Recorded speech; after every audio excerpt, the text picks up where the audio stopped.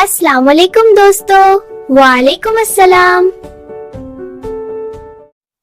آج ہم نیا پارٹ سیکھیں گے۔ مجھے پڑھنا اچھا لگتا ہے۔ یہ میری کتاب ہے، چلو مل کر پڑھیں۔ تم کیسے ہو؟ ہم ٹھیک ہیں۔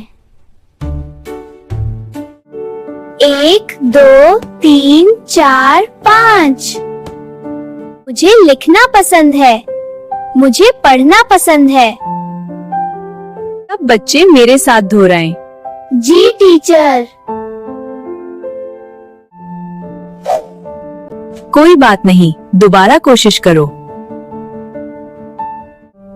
اللہ کا شکر ہے۔ ملتے ہیں اگلے پارٹ میں۔